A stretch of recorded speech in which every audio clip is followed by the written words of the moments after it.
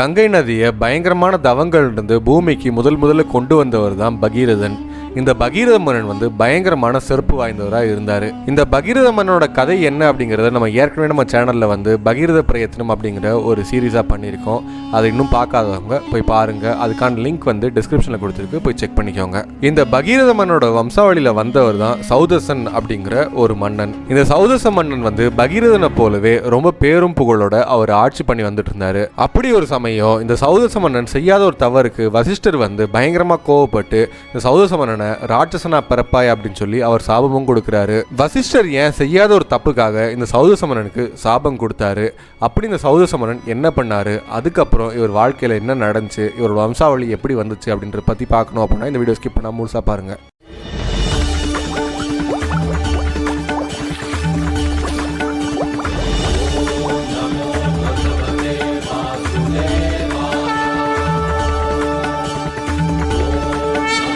பகீரத மன்னனோட வம்சாவளியில் வந்தவர் தான் இந்த சௌதச மன்னன். இந்த சௌதச மன்னன் ரொம்ப பேரும் புகழோட ஆட்சி பண்ணி வந்துட்டு இருந்தாரு. அப்படி ஒரு சமயம் இந்த சௌதச மன்னன் காட்டுக்கு வேட்டைக்கு போறாரு. அப்போ அங்கே ஒரு ராட்சசனை இவர் வதம் பண்ணவும் செய்கிறாரு. இந்த ராட்சசனை வதம் பண்ணதுனால இந்த ராட்சசனோட தம்பி பயங்கரமாக கோபம் கொள்றாங்க. இந்த மண்ணை எப்படியாவது நம்ம பழி வாங்கியே ஆகணும் அப்படின்னு சொல்லி ஒரு வைராகியத்தோடு இருக்காங்க. நம்ம நேரடியாக போய் இந்த மன்னனோட சண்டை போட்டோம் அப்படின்னா கண்டிப்பாக நம்மளால் ஜெயிக்க முடியாது. அதனால் மறைமுகமாக இந்த மண்ணை பழி வாங்கணும், அதுக்கான தக்க சமயம் வரப்போ நம்ம காத்திருப்போம்னு சொல்லிட்டு இந்த ராட்சசனோட தம்பி ராட்சசன் அவர் உருமாறி அவர் ஒரு சாதாரண சமையல்காரனை போல இந்த மன்னனோட அரண்மனையில் போய் அவர் சேரவும் செய்கிறாரு. எப்படா நேரம் வரும், இந்த மன்னனை எதுலையா ஒரு விஷயத்தில் நம்ம சிக்க வச்சுட்டோம் அப்படின்னா நம்மளோட வந்த காரியம் முடிஞ்சிருமே அப்படின்னு சொல்லி காத்துட்டு இருந்த இந்த ராட்சசனுக்கு ஒரு நாள் அவர் நினச்ச மாதிரியே ஒரு விஷயம் அமைஞ்சது. என்ன அப்படின்னா, சௌதச மன்னனோட குலகுருவான வசிஷ்டர் அவரோட அரண்மனைக்கு வந்திருக்காங்க. அப்போ சௌதச மன்னன் வசிஷ்டருக்கு அமுது படைக்கணும் அப்படின்னு சொல்லிட்டு அவர் நிறைய விஷயங்கள் சமைக்க சொல்லியிருந்தாங்க. அப்போ இந்த ராட்சசன் என்ன பண்ணியிருந்தாருன்னா, வசிஷ்டருக்கு சமைக்க வேண்டிய கறி விருந்தில் இவர் நரமாமிசத்தை கலந்து வைக்கவும் செய்கிறாரு. இது யார்கிட்டையும் சொல்லாமல் அவர் வசிஷ்டர்கிட்ட போய் கொடுக்கவும் செய்கிறாங்க. அப்போ வசிஷ்டர் அவர் சாப்பிட போகிறப்போ அவர் கண்டுபிடிச்சிடுறாங்க இதில் நரமாமிசம் கலந்துக்கிறனால அவர் பயங்கரமாக கோவப்பட்டு அவர் மன்னனை பார்த்து சொல்கிறாங்க, எனக்கா நரமாமிசம் படுகிற, நீ ஒரு ராட்சசனா பிறப்பாய் அப்படின்னு சொல்லி சாபம் கொடுக்குறாங்க. இதை கேட்ட உடனே மன்னன் அதிர்ந்து போகிறாரு. நான் என்ன பண்ணேன் அப்படின்னு சொல்லிட்டு அவர் சொல்கிறாரு, இது மாதிரி ஒரு சமையல்காரன் இருக்கான், அவன் பண்ண தப்புக்கு எதுக்கு எனக்கு சாபம் கொடுக்குறீங்க அப்படின்னு சொல்லி அவர் எவ்வளோ சொல்லி பார்க்குறாரு. அப்போ வசிஷ்டர் கொஞ்சம் கோபம் குறைஞ்சி, சரி நீ 12 வருஷம் ராட்சசனா இருப்ப அப்படின்னு சொல்லி அவர் சாபம் கொடுக்குறாரு. அப்போ மன்னருக்கு பயங்கரமாக கோவம் வருது. செய்யாத தப்புக்கு நான் ஏன் சாபத்தை அனுபவிக்கணும், இந்த வசிஷ்டருக்கு நான் எதிர் சாபம் கொடுக்குறேன் அப்படின்னு சொல்லிட்டு அவர் கையில் கொஞ்சம் தண்ணீர் எடுத்து அவர் சாபம் கொடுக்க தயாராகிறாரு. அப்போ மன்னரோட மனைவி மன்னரோட கையை பிடிச்சிடுறாங்க. அப்போ சொல்கிறாங்க, குலகுருவான வசிஷ்டனை சபிச்சோம் அப்படின்னா நம்ம வம்சமே குரு இல்லாமல் நம்ம போயிடுவாங்க, அதனால நீங்கள் சாபம் கொடுக்கக்கூடாது. அது மட்டும் இல்லாமல் ராஜ்யத்தில் யார் என்ன தப்பு பண்ணாலும் அது அரசனே சேரும், அப்படிங்கிறப்போ அந்த சமையல்காரன் பண்ண தப்பு உங்களை தான் சேரும், அதனால் நீங்கள் கோவம் தனிங்க, குருவுக்கு சாபம் கொடுக்காதீங்க அப்படின்னு சொல்லி சொல்கிறாங்க. சரின்னு சொல்லிட்டு அந்த மன்னர் சாபம் கொடுக்காம அவர் கோவம் தனியும் செய்கிறாரு.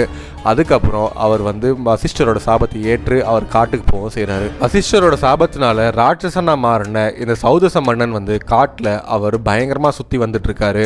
அவருக்கு திடீர்னு அதிகமான பசி எடுக்க ஆரம்பிச்சது அப்படின்னா அவர் எதை பார்த்தாலும் அவர் உணவு அருந்தவும் செஞ்சார். முக்கியமாக மனிதர்களை வேட்டையாடி சாப்பிட்றதுல அவர் ரொம்ப ஆர்வம் கொண்டு இருந்தார். இப்படி ஒரு நல்ல குலத்தில் மன்னனா பிறந்து ராட்சசனா மாறினதுக்கப்புறம் இவர் குணமும் ராட்சசன்மை கொண்டதாகவே இருந்தது. அதனால இவர் நல்லது கெட்டது நியாய தர்மம் அறம் அப்படிங்கிற எல்லாத்தையுமே அவர் மறக்கவும் செஞ்சார். இப்படி ராட்சசனா மாறின இந்த சௌதச மன்னன் அவர் நாட்களை வெகு விரைவாக அவர் கழிச்சு வந்துட்டு இருக்காரு. இப்படி நாட்கள் மாதங்கள் வருடங்களாக கடைசியில் 11 வருடங்கள் முடியுது. அவர் கடைசி இறுதி வருடமான 12வது வருடத்தில் அவர் இருக்காரு. அப்போ அவருக்கு ஒரு என்ன ஆகுதுன்னா பயங்கரமான பசி ஏற்படுது. அதனால் காட்டில் ஏதாவது ஒரு மனிதர்கள் கிடைப்பாங்களா, அவங்கள பிடிச்சி நம்ம சாப்பிட்றலான்னு சொல்லி அவர் சுற்றி வந்துட்டு இருக்காரு. காலையிலேருந்து சாயந்தரம் வரைக்கும் எந்த மனிதனும் அவர் கண்ணில் தென்படலை. என்ன பண்ணுறதுன்னு தெரியாமல் அவர் ஒரு பக்கம் அவருக்கு பசி வேற பயங்கரமாகிட்டே இருக்குது. பசி அதிகமாகறதுனால அவர் தன்னிலே மறந்து அவர் ரொம்ப கோவத்தோடு ஆக்ரோஷோடு சுற்றிட்டு இருக்காரு. அப்படி ஒரு சமயம் அவர் வந்துட்டு இருந்த சமயத்துல காட்டில் ஒரு குகை ஓரமாக ஒரு பிராமண ஜோடி அவங்க ரொம்ப சந்தோஷமாக இருக்காங்க. அவங்க குழந்தை பெருக்கணும் அப்படிங்கிறதுக்காக அவங்க லீலைகளில் ஈடுபட்டு இருந்தாங்க. இதை பார்த்த இந்த ராட்சச உருவத்தில் இருக்கக்கூடிய இந்த மன்னனுக்கு பயங்கரமான சந்தோஷம் ஏற்படுது. தப்பா நம்மளோட பசிக்கு ஒரு நல்ல விருந்து கிடச்சிருக்குன்னு சொல்லிட்டு அந்த பிராமணனை கொன்று அவர் திங்கிறதுக்காக போகிறாங்க. அப்போ அந்த பிராமணோட மனைவி சொல்கிறாங்க, நில்லுங்க, நீங்கள் ராட்சசனாக இருந்தாலும் நீங்கள் உயர்ந்த குலத்தில் பிறந்த சௌதச மன்னன் எனக்கு தெரியும். நீங்கள் எவ்வளோ அறங்களை படிச்சிருக்கீங்க, எவ்வளோ நல்ல விஷயங்களை படிச்சிருக்கீங்க, தர்மம் தவறாமல் நீங்கள் ஆட்சி பண்ணியிருக்கீங்க. இப்படிப்பட்ட மன்னன் வந்து இப்படி ஒரு கோரமான செயல் செய்யலாமா அப்படின்னு சொல்லி கேட்குறாங்க. அப்போ அந்த மன்னன் வந்து ராட்சச உருவத்தில் இருந்ததுனால அவருக்கு எதுவுமே ஞாபகம் இல்லை. அவருக்கு ஞாபகம் இருந்தது பூராமே அவர் வயிற்றில் இருக்கக்கூடிய பசி மட்டும்தான். அதனால் அந்த பிராமண பெண்மணி சொன்ன எதுவுமே அவர் காதில் வாங்காமல் அந்த பிராமணனை அவர் கொன்று திங்கவும் செய்கிறாங்க. இதை பார்த்து அந்த பிராமண பெண்மணி வந்து பயங்கரமாக கோபம் கொண்டு அவங்க அந்த சௌதச மன்னனை பார்த்து சொல்கிறாங்க, அடே மன்னா, நீ ராட்சசனாக இருந்தாலும் நீ எதே ஞாபகம் இல்லாமல் ஒரு தவறும் செய்யாத என்னோட கணவரை நீ கொன்னுட்ட. நாங்களே வந்து குழந்தை வேண்டி நாங்கள் இங்கே எண்ணி சேர்ந்துருந்தோம். அந்த சமயம் கூட பாராமல் என்னோட கணவரை நீ கொன்னதுனால உனக்கு நான் சாபம் கொடுக்குறேன். நீ உன் மனைவியோட சேர்ந்து எப்போ ஒரு குழந்தையை பற்றிக்கணும்னு சொல்லி நீங்கள் எண்ணி சேர்றீங்களோ அன்னைக்கு வந்து நீ அழிஞ்சு போயிடுவ, உனக்கு மரணம் அப்படிங்கிறது வரும் அப்படின்னு சொல்லி அவங்க சாபம் கொடுக்குறாங்க. இப்படி சாபம் கொடுத்ததுக்கப்புறம் தன் கணவரோட எலும்புகளை எடுத்து போய் அந்த பிராமண பெண்மணி தீ மூட்டி அந்த தீக்குள்ளே இவங்க உடன்கட்டை ஏறி அவங்க உயிரை மாய்த்து கொள்ளவும் செய்கிறாங்க. அதுக்கப்புறம் சில நாட்கள்லேயே இந்த சௌதச மன்னனோட சாபம் தீர்ந்து அவர் சுய உருவுக்கு வந்து அவர் நாட்டுக்கு திரும்ப வரவும் செய்கிறாரு. சாபம் முடிஞ்சதுக்கப்புறம் நாட்டுக்கு வந்த மன்னன் வந்து ஏதோ ஒரு சோகத்தோடய இருக்காரு அப்படிங்கிறத கண்டுபிடிச்ச அந்த மகாராணி வந்து மன்னனை பார்த்து என்ன ஆச்சு அப்படின்னு சொல்லி கேட்குறாங்க.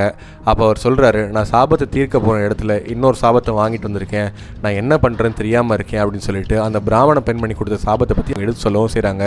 இதை கேட்ட உடனே மகாராணி அதிர்ந்து போகிறாங்க. என்ன இது, நீங்கள் என்னை இணை சேர்ந்தீங்க அப்படின்னா நீங்கள் இறந்துருவீங்களா? அப்போ நமக்கு எப்படி ஒரு சந்ததி உருவாகும்? இது என்ன ஒரு விந்தையாக இருக்குது அப்படின்னு சொல்லி அவங்க ரொம்ப வருத்தப்படுறாங்க.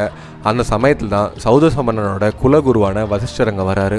அப்போ வசிஷ்டரை பார்த்து சௌதச மன்னன் வந்து அவருக்கு ஏற்பட்ட சாபத்தை பற்றி அவர் சொல்கிறாரு. இப்படி இருந்தால் நான் எப்படி என்னோடய வம்சத்தை தலைக்க வைக்கிறது? என்னோடய மனைவிக்கு என்னால் ஒரு குழந்தை கொடுக்க முடியாது, இதுக்கு என்ன பண்ணுறது அப்படின்னு சொல்லி கேட்குறாரு.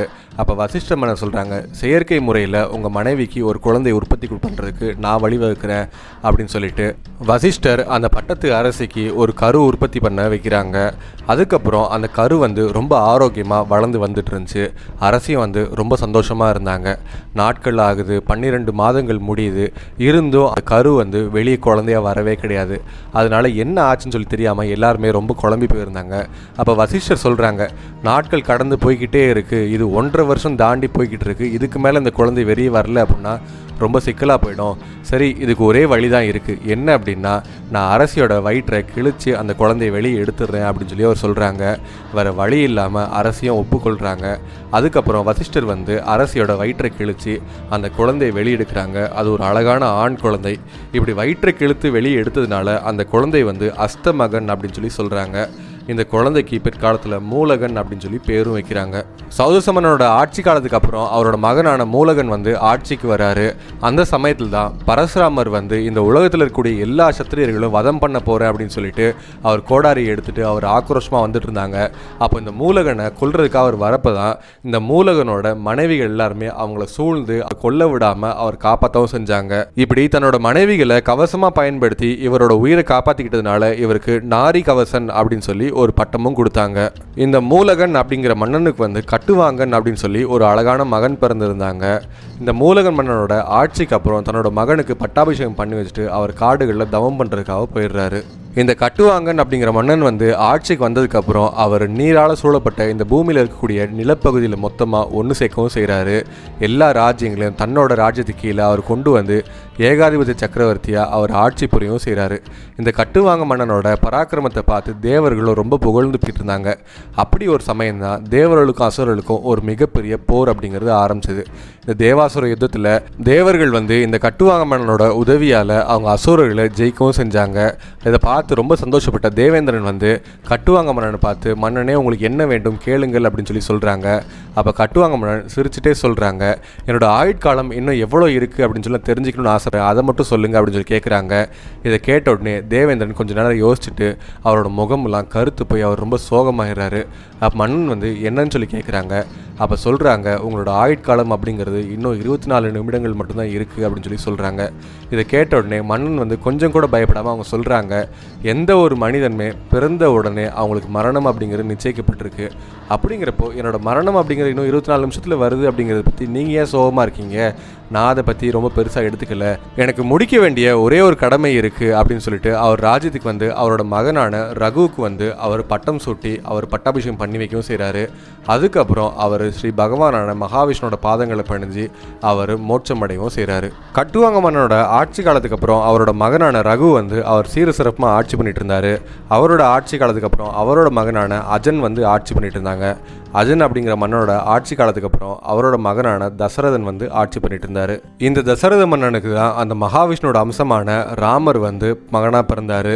அவர் கூடவே லட்சுமணன், பரதன் அப்படிங்கிற மகன்களையும் ஒரு பெற்றெடுக்கவும் செஞ்சார். இப்படி புகழ்பெற்ற இந்த பகீரமனோட வம்சாவளியில் வந்த இந்த சௌதச மன்னனை பற்றியும் இவரோட மகனான மூலகன், அதுக்கப்புறம் அவரோட மகனான கட்டுவாங்கன், இப்படி இவங்க பண்ண சாகச நிகழ்ச்சிகளை பற்றி நீங்கள் என்ன நினைக்கிறீங்க அப்படிங்கிறத கமெண்ட்டில் சொல்லுங்கள். இந்த வீடியோ பிடிச்சிருந்துச்சுன்னா ஒரு லைக் பண்ணுங்கள். இந்த வீடியோ உங்கள் ஃப்ரெண்ட்ஸ் அண்ட் ஃபேமிலி ஷேர் பண்ணுங்கள். இந்த வீடியோ பார்த்துட்டு இருக்க நீங்கள் இன்னும் நம்ம ஏல் சேனலை சப்ஸ்கிரைப் பண்ணல அப்படின்னா உடனே சப்ஸ்கிரைப் பண்ணுங்கள். கூடவே நோட்டிஃபிகேஷன் பெல் பட்டனை கிளிக் பண்ணிங்க அப்படின்னா நாங்கள் போகிற வீடியோஸ் எல்லாமே உங்களுக்கு உடனே நோட்டிஃபிகேஷன்ஸாக வரும்.